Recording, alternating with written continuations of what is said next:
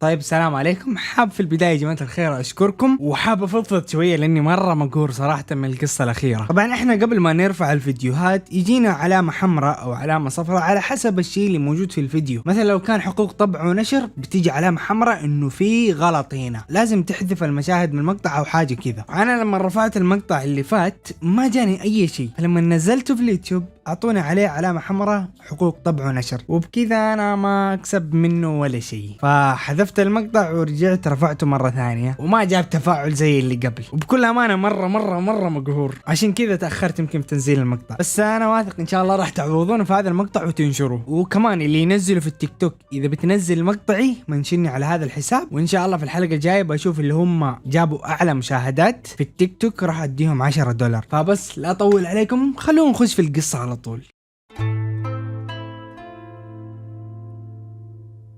القصة هذه في منتصف الستينيات في محافظة إب اليمنية، وتحديدا مديرية قفر التابعة لمحافظة إب في اليمن، في قرية بسيطة، عائلة بسيطة جدا تتكون من أبو عبد الله وأم عبد الله وعبد الله ابنهم الوحيد. حياتهم جدا بسيطة بشكل ما تتصوروه. عندهم قطعة أرض صغيرة جدا يزرعوا فيها القمح والشعير، وعندهم كمان بقرة كذا يحلبوا منها الحليب يشربوا الحليب، والعائلة عايشة دحين من خير الله، قطعة الأرض الصغيرة هذه والبقرة اللي يحلبوها. لكن جتهم مشكلة في فترة من الفترات، وهو إنه أبو عبد الله للأسف أصابه الشلل، ودحين أبو عبد الله لا يقدر يمشي ولا يقدر يروح يشتغل ولا يقدر يسوي أي حاجة، قاعد في البيت طول الوقت. بيتهم جدا بسيط، كان مكون من غرفة واحدة، والغرفة هذه مبنية من الطين. طبعا الغرفة هذه تعتبر لهم مطبخ، غرفة نوم، صالة يستقبلوا فيها الناس، كل شيء، يعني أبد ما عندهم غير هذه الغرفة. فدحين أم عبد الله هي تعتبر ربة الأسرة، لأنه أبو عبد الله خلاص الرجال أصابوا الشلل ومقعد، فكانت هي دائما اللي تحصد الزرع وتروح تجيب الموية من العيون أو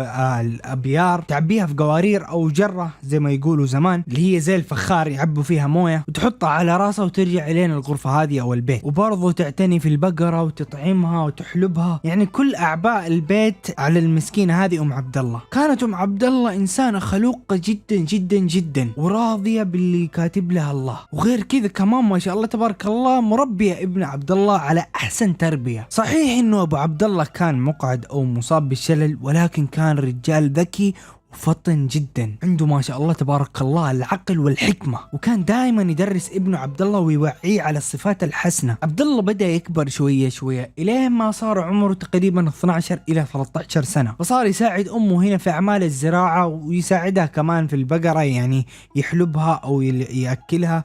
شوية صار يساعد أهالي القرية ويشتغل عندهم، اللي مثلا عنده زرع أو اللي مثلا يحتاج عامل يشتغل معاه، فيحاول يدور من هنا لهنا شغل ويساعد أمه على مصاريف البيت. وحتى كان بعض الأحيان يخرج للبرة القرى الأخرى كذا يشوف لو في شغل أو في مكان يشتغل فيه. هذه العائلة البسيطة اللي عاشت حياتها بسعادة بهذه الأمور. تروح الأيام وتيجي الشهور والسنين، وعبد الله صار في بداية العشرينات من عمره، وصار يشوف إنه وضع العائلة ماديا ومعنويا جدا سيء. الغرفة الصغيرة هذه والأعمال اللي إحنا قاعدين نشتغلها، حتى يعني الأشياء اللي أنا بأروح يعني أشتغل قرى ثانية أو في نفس القرية، يا دوب تكفينا بس حق الأكل والشرب ليوم واحد. الحال كشاب طبعا كان دائما يطمح للأفضل، دام إنه مقبل على زواج وإنسان يبي يتزوج، يطمح يكون عنده بيت أكبر من هذه الغرفة فقط. وبعدين هو كبير، يعني ما بيقعد طول حياته بينام عند أمه وأبوه في غرفة واحدة. يوم من الأيام عبد الله راح إلين عند أبوه وقال له اسمع يا أبويا، ودي أستأجر قطعة أرض غير القطعة اللي معانا دحين، لأنه القطعة اللي معانا يا دوب أصلا طلع للمحصول، والمحصول جدا قليل، وصار ما يكفينا بعد ما أنا كبرت كذا، نحتاج يعني كميات أكبر. فأنا ودي إني أستأجر قطعة أرض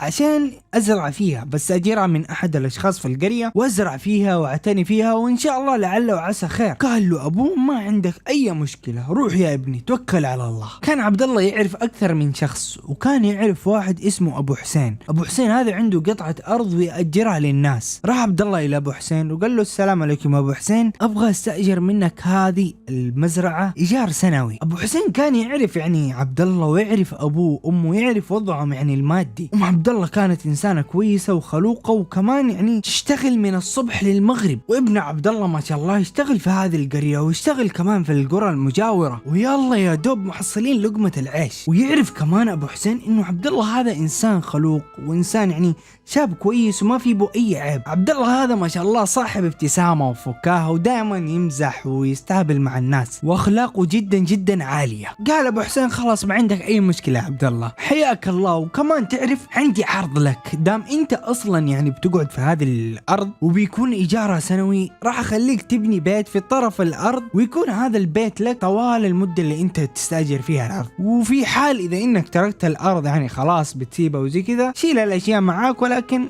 بتسيب البيت زي ما هو. اتفق عبد الله هنا وابو حسين على مبلغ معين، واللي هو انه يدفع له اياه نهايه السنه بعد ما يحصد الموسم الزراعي كذا، يشوف ايجاره ويجمعه ويعطي له اياه. عبد الله ما توقع انه الوضع بهذه السهوله، انه ابشر يا عبد الله هذه قطعه الارض وهذا البيت كمان، يعني طار من الفرحه هنا. يروح عبد الله عند امه وابوه وهو فرحان طاير من الفرحه، ويقول لهم يا امي وابويا خلاص ابو حسين قال لي اخذ الارض هنا وابني فيها بيت يعني افضل من الغرفه هذه اللي احنا عايشين فيها ومحشورين فيها. ابوه وامه فرحوا جدا بالوضع. بدا عبد الله هنا يجمع الحجاره، يجمع الطين، يجمع الاشياء، ويبني له بيت يعني واسع اكبر بكثير من بيتهم. ونقل هو وامه وابوه الين هذا البيت وبدا يعيشوا فيه. ما شاء الله في البيت يعني وسعوا، سووا غرفه ثانيه وسووا مطبخ، الاحوال صارت احسن من اول بكثير. بدا عبد الله هنا يزرع في الارض، وما شاء الله يشتغل ويحرثها، وحتى امه تساعده في حرثها وفي زراعتها. مرت هذه السنه وما شاء الله طلع المحصول وسدد ايجار الارض، ولكن كان يعني المحصول هذه السنه الدنيا ناشفه، يا دوب اللي طلعه اعطاه ايجار للرجال على طول، ما كان في مبلغ كبير. فقال ان شاء الله الموسم الجاي راح نعوضها. هو ما كان في خساره، يعني ما خسر اي شيء غير الجهد اللي كان يشتغل على الارض ذي بس، فما كان يحط في جيبه اي ريال. مشيت السنة الثانية ونفس الوضع، يا دوب أعطى أبو حسين إيجار الأرض، ما حصل مبلغ، ما كفته الفلوس اللي هو يحطها في جيبه ولا يجمع، ما في. السنة الثالثة نفس الوضع، يعني حظ عبد الله هذا زي حظي أنا طبعا، بس لا هو حظه أسوأ، بس أنا حظه مرة سيء. السنوات اللي مرت الثلاثة دي كان نادرا ينزل الأمطار، والأرض كانت دائما تنشف، فصعب إنه يزرع فيها. بيشتغل هو وأمه طول الأيام وما يطلعوا إلا شيء بسيط. فايش سوى هنا عبد الله؟ راح لين عند أبوه وقال له اسمع يا ابويا، انا والله العظيم ابى احسن من دخلنا ودخل البيت، وانت شايف يعني المزرعه هذه يا دوب اصلا تطلع ايجار السنه فقط، فودي اطلع هنا اروح الشغل اللي هو عند شيوخ القريه او تجار القريه، الاماكن هذه اللي يكون فيها مجمعين ومشايخ القرى الثانيه، يمكن احسن من حالي واحسن من وضعنا، يعني ما ينفع نقعد بهذا الحال. طبعا ابو عبد الله انسان كبير في العمر خلاص، وام عبد الله نفس الوضع، فقال له يا ابني توكل على الله، الله يوفقك. هنا عبد الله ايش وضعه؟ صار يشتغل في المزرعه ويشتغل عند الشيوخ. قام هنا عبد الله راح عند الشيوخ اللي هو في القرى المجاوره ويشتغل عندهم. فلما بدا يشتغل هنا صاروا اهل القريه او القرى المجاوره كلهم يتكلموا عن عبد الله. راح عبد الله، جاء عبد الله، شوفوا عبد الله ولد فقير، ولد مدري مين. وطبعا يا جماعه الخير الفقر مو عيب، العيب انك تبقى زي ما انت ولا تغير من وضعك او تتحرك. عبد الله طبعا ما كان يلتفت لكلامهم ولا يشوفهم حتى، المهم انه اشتغل بعرق جبينه وما مد يده لاحد في يوم من الايام. قال بما اني انا شاب واقدر اشتغل، الشغل مو عيب والله، لا اشتغل اي شيء. عبد الله يشتغل ما شاء الله عند المشايخ والتجار، فبعض الاحيان لما يجي في عزومه او شيء يروح هو ويجيب الذبايح ويوديها عند المشايخ، وما شاء الله تبارك الله يعني زي ما تقولوا مفعم بالحيوية، إنسان يتبسم دائما ويضحك وبشوش جدا، تحس لما نشوفه وهو يمشي كأنه وده يطير، يعني وجه حبوب، إنسان جدا طيب، وكان خلوق يعرف يداري الناس ولسانه جدا حلو. تعال يا عبد الله، روح يا عبد الله، افعل يا عبد الله، سوي يا عبد الله. فبعض الأحيان لما كان يقعد عند الشيوخ وكذا كانوا يجوا ناس مثلا او من اهل القريه يشوفوا عبد الله كذا قاعد ولا شيء، يا عبد الله روح كلم فلان ولا نادي فلان. عبد الله يعني تعرفوا يخدمهم، يروح يشتغل وزي كذا، ويروح ينادي او يكلم فلان او يسوي هذه الاشياء. وكانت تيجي اجور بسيطه، اجور بس تستر حقه يوم يومين غير هذا الشغل اللي بيشتغلوا في الارض. تروح الايام وتيجي الايام، ومسكين عبد الله حاله يعني ما تحسن مهما سوى ومهما فعل. سبحان الله، ربنا كاتب له الرزق. يعني يقول لك مهما جريت لرزقك زي جري الوحوش، غير رزقك ما تحوش، مستحيل. مهما جريت وفعلت يمين ويسار وزي كذا،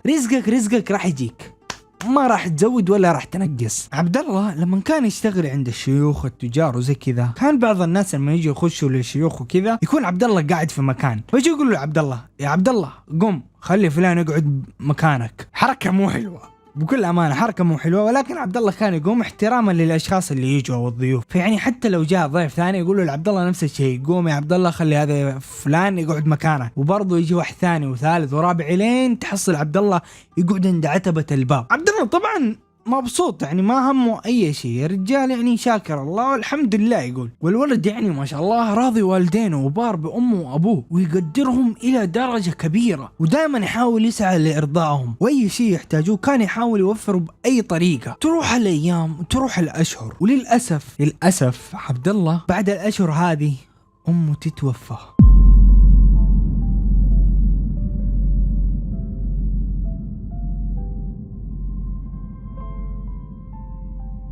كانت بالنسبة لعبد الله مصيبة كبيرة اللي صارت، ما يقدر يعترض عن هذا الشيء عبد الله لأنه خلاص قدر الله. ولكن في مشكلة دحين، أبو عبد الله رجال مقعد، إنسان مصاب بالشلل. أمه كانت هي اللي تعتني بأبوه، كانت تحممه وتغسله وتجيب له الأكل لما يكون عبد الله برا البيت، لأنه عبد الله أصلا لما كان يخرج من البيت يخرج من الصبح لين الليل لين ما تنتهي سهرة الشيوخ وكذا. طيب دحين ايش يسوي عبد الله؟ ايش موقفه؟ يعني يبي يشتغل في الارض ويبي يشتغل عند الشيوخ، ايش ممكن يسوي؟ فكان يحاول يأمن مستلزمات ابوه. ها يا ابويا تبغى شيء اعطيك شيء، تبغى اجيب لك شيء قل لي لا تستحي. فكان يقول له ابوه الله يرضى عليك يا ابني، روح ان شاء الله باذن الله التراب هذا اللي تلمسه بيدك يتحول لذهب. شيوخ القرية وتجار القرية كان لما شافوا وضع عبد الله دحين وامه توفت، وانه دائما يقعد مع ابوه اغلب الوقت او دائما قريب من ابوه، فيقولوا انه رجال فقير ووضعه صعب، يعني ما بيقدر يواكب شغله في الارض او انه يواكب الشغل هنا ويقعد كمان مع ابوه. فقالوا ايش رايكم نزوجوا احد البنات الموجودات في القرية؟ بعض الرجال قالوا يا اخي ما ينفع، عبد الله فقير ويعني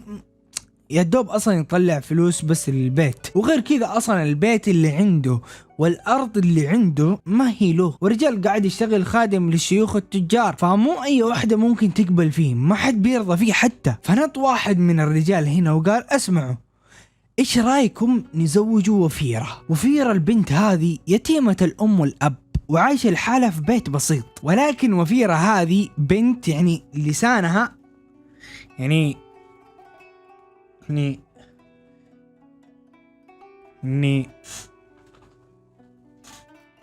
كذا يب، لسانها سليط ووسخ جدا، زي ما تقولوا لسانها متبرئ منها، ما يخلص منها احد. البنت هذه يعني قوية. وفيرة هذه كانت متقدمة في العمر، عبد الله كان عمره يعني في بداية العشرينات، لكن وفيرة هذه كان عمرها على بداية الاربعينيات، يعني تقريبا 15 سنة فرق. بالإضافة إنه وفيرة ما كانت من جميلة، فلما الرجال قام هذا قال خلونا نزوج وفيرة، الأغلب هنا ضحك وقالوا يا أخي ما ينفع، يمكن هو ما بيرضاها، ما بيرضى بوفيرة، مين بيرضى بها؟ يعني أنتوا تعرفوها لسانها طويل ومتبرم منها، مين بيرضى فيها؟ قاموا يتكلموا ويتناقشوا زي كذا، قالوا أصلا هو يعني مين بيرضى فيه؟ ما حد بيرضى فيه، يعني يحمد ربه اصلا. يقصدوا انه عبد الله يخدم الشيوخ والتجار وما ادري ايش وزي كذا، فقاعدين يشوفوا الوضع بالمكانه الاجتماعيه. فقالوا يا سيدي هذا اذا رضت فيه احمد الله، قول الحمد لله اذا اصلا هي رضيت فيه. وينادوا عبد الله هنا، تعال يا عبد الله. قالوا يا عبد الله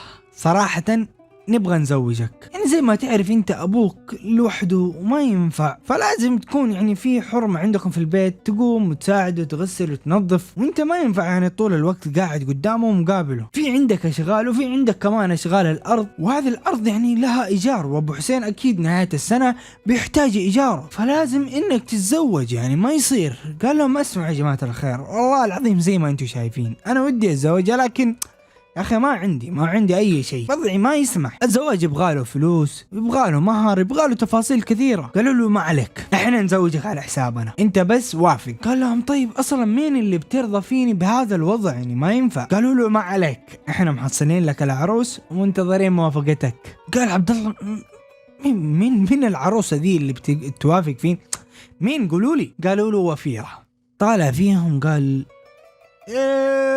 اي ما لقيتوا له الا هذه، يعني في القرية ما في الا وفيرة. اصلا انتوا عارفين وضعها، عارفين انها امرأة لسانها طويل، وانا بكل امانة ماني قدها. يعني لو اني اقعد كذا ولا اني اعيش مع واحدة كذا، وبعدين هي اكبر مني بالعمر بكثير، 15 سنة. قالوا له يا رجال بس ريح احمد ربك انه هي ممكن ترضى فيك حتى، واصلا احنا لسه ما شاورناها، احنا هذا العرض بيننا وبينك فقط. فكر بينه وبين نفسه عبد الله هنا وقال يعني ابوي اصلا يحتاج احد يكون معاه في البيت، ما اقدر اترك ابوي في البيت وانا بروح اشتغل وكذا. ففكر شويه وقال لهم خلاص يلا شوركم والهدايه من الله. عبد الله هنا فكر بينه وبين نفسه وقال اني اضحي بشبابي واضحي بحياتي لاجل ابوي، يعني عادي. والله يقوموا هنا الجماعه ويروحوا لين عند وفيره. قالوا لها يا وفيره اسمعي، نبغى نخطبك لعبد الله، ودنا نجمع بينكم بالحلال. طبعا وفيره يا جماعه الخير ولا احد في القريه حاول انه يخطبها، ما حد يبقى يقرب منها، حتى البنت ما لها حظ.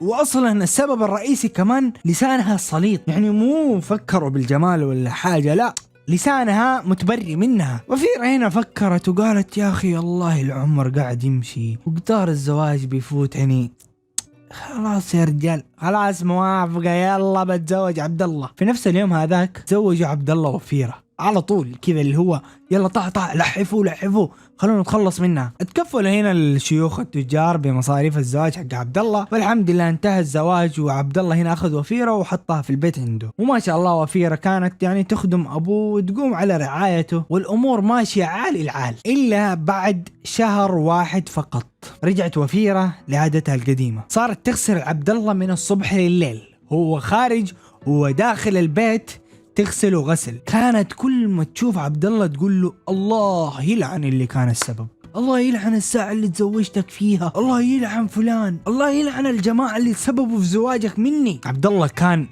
ياكل وما يقول ولا شيء، خلاص ساكت ما يقدر يتكلم. رجال بسيط وفقير وكان أخلاقه جدا طيبة، مؤدب ومحترم. إلا إنه هذه وفيرة للأسف لسانها وسخ مرة، تروح الأيام وتمشي شهور، وهذه وفيرة مسودة عيشة عبد الله. الكارثة اللي صارت بعد عبد الله من زواجه بسنة من وفيرة، السنة هذه للأسف كان مر عليها قحط وما في أي زرع طلع، خلاص ما في شيء، وانكسر ظهره هنا على إيجار الأرض. وجاء هنا أبو حسين وطلبوا إيجار الأرض، وقال له اسمع يا أبو حسين والله العظيم زي ما أنت شايف ما ظهر لا زرع ولا أي شيء، أبغاك تنتظر علي إلين السنة الجاية، إذا ربنا سبحانه وتعالى أعطانا عمره إن شاء الله راح أعطيك اللي هو إيجار السنة كمان سنتين، فيصير عندك سنتين كاملة بديك إياها. قال أبو حسين لا حول ولا قوة إلا بالله، خلاص مو مشكلة. وفعلا طبعا ديك السنة كان قحط، ما جاء لا مطر ولا شتاء ولا أي شيء. وتجي السنة الثانية ونفس الوضع،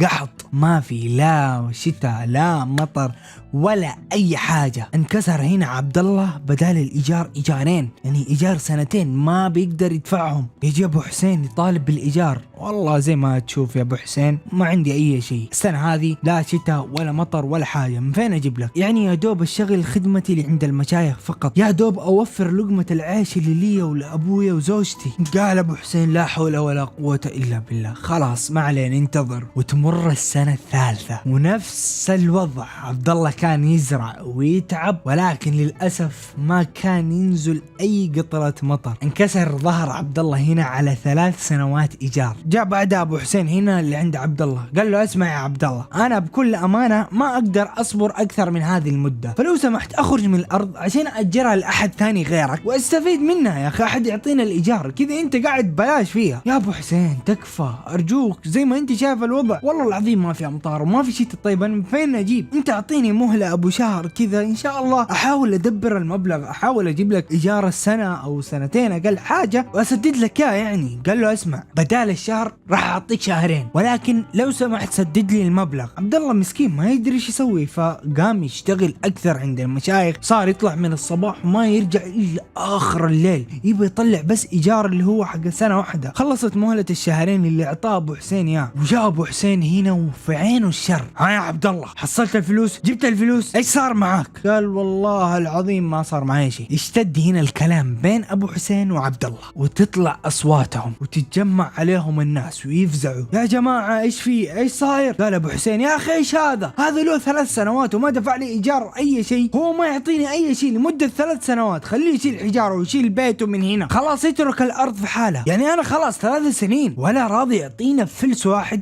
قال له اسمع يا ابو حسين، يعني انا قبل 3 سنوات كنت 4 سنوات دائما اعطيك ايجار سنوي يجيك الين عندك، لكن انت شفت ال3 سنوات الاخيره كان قحط وما في مطر وما في اي شيء. طب انا ايش اسوي؟ يعني ما بيدي حيله، هذه ارزاق من الله سبحانه وتعالى يا اخي، طول بالك علي. طبعا بحضور الشيوخ واهالي القريه وزي كذا جو عشان يحلوا المشكله. قال لا ما اسمعوا يا جماعه الخير، اعطوني مهلة اسبوع، واذا ما سددت ديني خلال اسبوع واحد انا قبل لا ينتهي الاسبوع هذا راح اطلع من الارض، والبيت خلاص بروح لبيتي القديم. قالوا لي يا ابن الحلال انت لك 3 سنوات الشمس تشرق والشمس تغرب والى الان اصلا ما اعطيت الرجال ولا شيء، كيف خلال اسبوع راح تسدد له حق 3 سنوات؟ قال لهم ما عليكم اعطوني اسبوع واحد فقط. قالوا له خلاص اسبوع كامل لك يلا، ولكن اسمع يا عبد الله بعد الاسبوع هذا او خلال الاسبوع هذا اذا ما سددت لي الرجال فلوسه راح تطلع من الارض. طبعا ابو حسين وقتها هناك معاه قال له ما اسمعوا يا جماعه الخير، ترى انا ما انا غني يعني حالتي فقيره، مستحيل اني اقعد اتغاضى عن هذا الوضع كامل، 3 سنوات ما يجيني اي شيء. طيب انا كيف باكل عيالي؟ كيف باكل اطفالي؟ زوجتي كيف بصرف عليهم؟ كل هذه الاشياء اصلا بناخذها من الايجار اللي بيجينا من عند عبد الله. قالوا خلاص على بركه الله ان شاء الله من الاسبوع الجاي نشوف الوضع. يروح عبد الله عند ابوه يكلم ابوه، قال له اسمع يا ابوي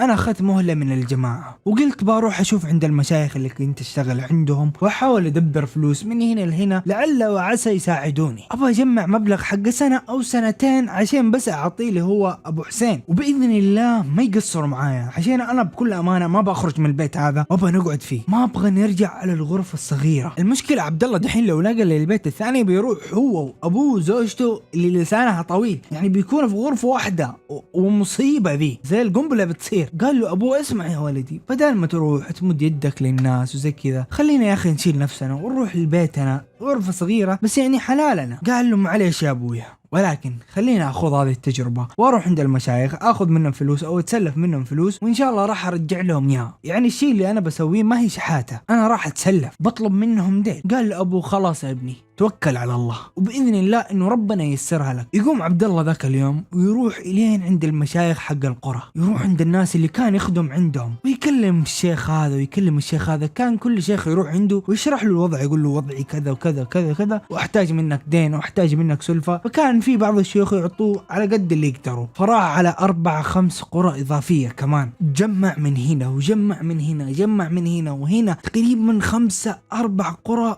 خلاص اخذ مبلغ، والمبلغ هذا اللي حصله كان تقريبا ثلث المبلغ المطلوب عليه، يعني حق ايجار سنة. قال خلاص خليني ارجع دحين واسكت بالمبلغ هذا ابو حسين، وان شاء الله خلال هذه السنة يكون في حصاد ويكون في زرع وزي كذا. طبعا عبد الله كان يتنقل بين القرى هذه تقريبا 2 إلى 3 أيام. لما جمع هذا المبلغ قال خليني ارجع للقرية، وهو راجع في الطريق طبعا غابت عليه الشمس. قبل لا يوصل القرية بمسافة، طبعا الطريق كان وعر والطريق كان فيه حيوانات وفيه ضباع، ويعني في منتصف الستينيات زمان كانت الحيوانات المفترسة منتشرة أكثر من دحين. كان عبد الله أصلا ماشي على الطريق وعر، يعني زي ما تقولوا في طريق رسمي حق سيارات أو مثلا ناس تمشي فيه، وفي طريق اللي هو إيش كذا قص زي ما تقولوا اختصار. لكن لما ظلم عليه الليل كان معاه طبعا هو فانوس، قال دحين انا لو بمشي بين الوديان او حاجه ممكن اطيح، ممكن اتكسر، ممكن يجي حيوان ويفترسني، لا يا ولد بالله فكوني خلونا اروح وامشي بالطريق النظامي، لانه الطريق النظامي لو جاني ضبع لو جاني سبع ممكن احاول اجري واهرب واعرف الطريق. اختار هنا عبد الله انه يمشي على الطريق الترابي، وطبعا هو ماشي على الطريق الترابي هذا كان يمر من مكان اللي هو فيه اثار، يعني آثار قديمة كان فيها ملوك، والأماكن هذه المنطقة هذه كانت أثرية. بعض أبناء المنطقة ومن ضمنهم عبد الله كانوا يجوا لهذه المنطقة ويدوروا على آثار، يدوروا على ذهب، يدوروا على كنوز، ولكن ما كان يلقوا أي شيء. حتى عبد الله ياما كان يجي لهذا المكان يحاول يحفر، يدور كنوز، يدور تماثيل، يدور أي شيء، لكن ما كان يلقى أي حاجة. المهم عبد الله كان راجع للقرية وماشي في أمان الله، وقاعد يفكر إنه كيف يعني وضعه بيصير مع أبو حسين، هل بيقدر يسكت بإيجار سنة واحدة؟ وكانت أفكار تاخذه وتجيبه وفاهي بأفكاره، وقاعد يفكر بزوجته، يا الله الحين أنا بروح هناك وهذيك بتلعن خيري، يا يكلع القرف اللي بروح له دحين. ما لكم بالطويلة، عبد الله هنا قاعد يمشي على هذا الطريق، وفجأة هو ماشي في أحد خطواته يسمع لك كذا زي الدقة كذا. رجع لنفس المكان اللي دعس عليه، وبدأ يدعس شوية شوية كذا برجوله على نفس المكان. بدأت الحفرة هنا تتوسع اللي يدعس عليها والمكان اللي يدعس عليه، وقرب عليها ضوء الفانوس، واللي يطالع المكان أو الفتحة اللي موجودة التراب قاعد ينزل كذا في حفرة، والفتحة هذه أو الحفرة كانت صغيرة وينزل فيها التراب. كان فوق الحفرة هذه في حجار وزي كذا، بدأ يشيل الحجار ويرميه لبعيد يبعده، يبغى يشوف ايش فيه. المهم بعد ما شال هذه الاشياء اللي يشوف انه في فتحه كذا تقريبا زي الشباك بس على الارض، ويطالع كذا ينزل راسه يشوف انه في زي الغرفه. اخذ الفانوس ونزل الين تحت ويطالع كذا يشيك يشوف الا في اثار يا جماعه الخير، وفي تماثيل يعني كثيره. الغرفه هذه اثريه وكانت قبور قديمه. قال عبد الله يا هلا يا هلا يا هلا جابك الله. يعني شوفوا سبحان الله من فين ربنا، من سابع سما جاب له الرزق لين عند رجوله. بدأ عبد الله يتنقل في هذه الغرفة ويشوف يفتش فيها ويحصل بعض الصناديق الصغيرة، ويفتح هذه الصناديق وكل صندوق فيه كمية ذهب.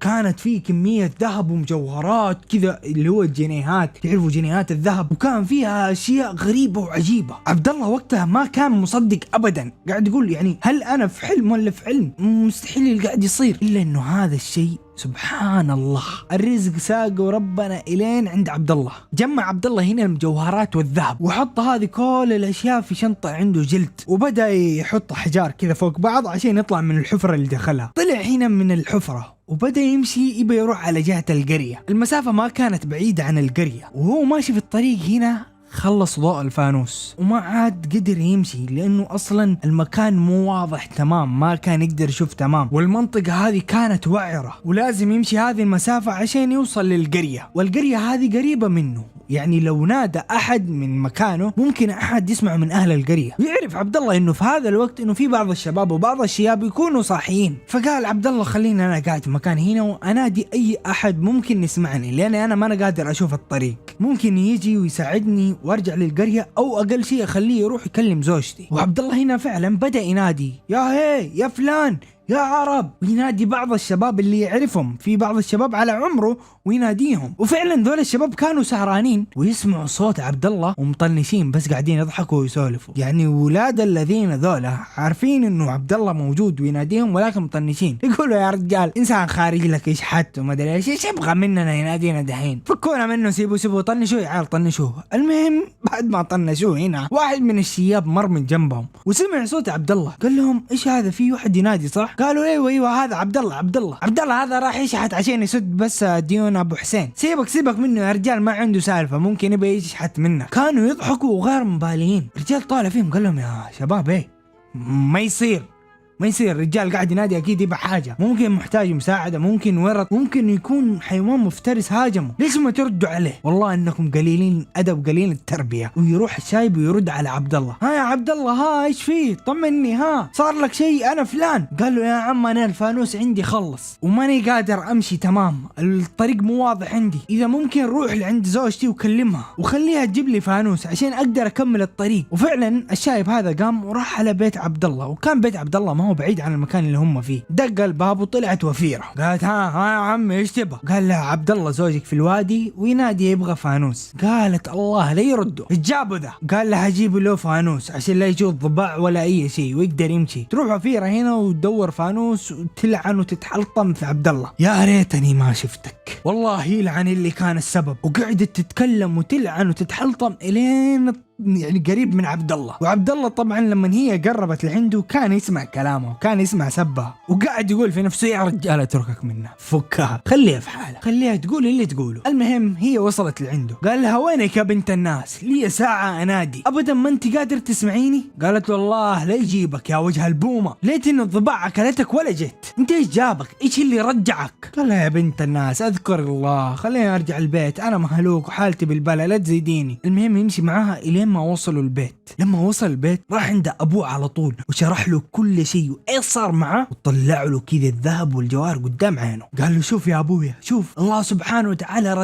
رزقني هذا الرزق من حيث لا اعلم. قال له خلاص يا ولدي، من بكره تروح السوق وتبيع الذهب وتجيب فلوس للرجال اللي هو ابو حسين وتعطيه حقه. قال له ان شاء الله يا ابويا باذن الله من بكره اروح اسددها لابو حسين، وانا يا ابويا بكل امانه ابى اشتغل شغله غير هذه الشغله خلاص. قال له على بركه الله. طبعا هنا وفيرة زوجة عبد الله لما شافت الذهب والمجوهرات قالت له من فين جايب هذه؟ هذه من فين لك ذي؟ قال لها هذا رزق من الله يا بنت الحلال، اتركينا وفكينا هذه الليلة، خلينا ننام. ناموا في ذاك اليوم، ويقوم عبد الله من النوم وباقي على مهلته يومين اللي هي المهلة اسبوع، وينزل على المدينة وباع جزء من الذهب والمجوهرات ورجع للقرية عند ابوه. طبعا وفيرة جماعة الخير زي ما قلت دائما كانت تسب وتلعن في عبد الله وفي الساعة اللي تزوجته فيه وما ادري كيف. لما عبد الله رجع عند ابوه فرد الفلوس قدام ابوه كاملة، قال يا ابويا شوف الفلوس، شوف الرزق، بعت كذا وسويت كذا. وفي ذاك اليوم وفيرة سبحان الله تيجي وتفرش لك الغدا كذا طرح. يا حبيبي يا روحي يا عبد الله، يا قلبي يا بعد قلبي، يا حب قلب، ما اقدر، حبك فلوس، احبك. البنت قلبت 180 درجة، لا مو 360 درجة قلبت، صارت بس تتفرج كذا على عبد الله يسولف، وصارت يعني مغرمة بعبد الله وتحب عبد الله. المهم قعد الين ما انتهت المهلة، وجوه هنا الجماعة وجاء ابو حسين وقالوا ها يا عبد الله خلصت المهلة، فين المبلغ؟ هذا اخر يوم من المهلة ونشوفك لا جبت فلوس ولا جبت اي شيء، وحتى ما خرجت من الارض، انت قلت بتخرج من الارض اذا ما جبت الفلوس. قال لا ما اسمع يا جماعة الخير، صلوا على النبي. قالوا اللهم صل وسلم عليه، هم صلوا هي صلي انت اللي تتابعني وجيب لايك. قال لهم شوفوا يا جماعة الخير، انا رجال ابغى اشتري الارض، ابغى اشتري ارض ابو حسين هذه. كلهم يطالعوا كذا في بعض يبي يشتري يا خرابي. اوكي امزح بس يعني قاعدين يضحكوا يقولوا يا حبيبي انت ايجار 3 سنوات ما انت راضي تسدد، الحين تبغى تشتري الارض؟ قال لهم يا جماعة الخير ما لكم مني، انتوا ثمنوا الارض وقولوا لي كم سعرها وراح يجيكم حقكم. رجعوا يطالعوا في بعض يقولوا نثمن، يقول نثمن الارض يفهم ها انت من جدك قاعد تتكلم معانا من جد بتشتري الارض ليش يعني الو؟ طبعا كانوا منصدمين ومتفاجئين من وين جاب الفلوس هذا. قال لهم هذا رزق من الله سبحانه وتعالى. وفعلا الجماعه هنا ثمنوا الارض وانصدموا انه عبد الله سلمهم الفلوس، وصارت دحين ارض ابو حسين لعبد الله وملك له خلاص، ما حد يقدر يقول له ولا كلمه. عبد الله يا جماعه الخير لو تتذكروا لما كان يروح مقاعد الشيوخ والتجار كانوا يقولوا لعبد الله قوم يا عبد الله خلي فلان يقعد مكانك، قوم يا عبد الله خلي فلان يقعد مكانك. صار عبد الله لما يجي لهذه المجالس حق التجار، لما يجي احد يقول لاحد الاشخاص قوم خلي عبد الله يقعد، كان عبد الله ما يرضى، يرفض ويقول لهم اقعدوا مكانكم، انا ما راح اخذ مكان احد، عيب، انا اقعد في اي مكان عادي. يرد عليهم يقولوا يا عبدة الفلوس انتوا والله انكم قليلين اصل. ما كان يرضى ابدا بهذه العاده، لدرجه عبد الله خلاص كره هذه المجالس وما صار يجيها، صار يقعد في المجالس اللي هم فيها الفقراء والناس المحتاجين. وصار عبد الله هنا يشتري الاراضي من اهل القريه اللي بيبيعوها ويشغل فيها الشباب الفقراء اللي بيشتغلوا يدوروا الرزق، وكان يعطيهم اجورهم وزياده. كان ما شاء الله عبد الله اي واحد مريض يروح ويساعده، اي واحد عليه دين يروح ويسدده، اي واحد يحتاج معونه يروح ويعاونه. وعلى هذا الموال الله فتح عليه ابواب الرزق، حتى ما شاء الله كان بعض الاراضي ياجرها لناس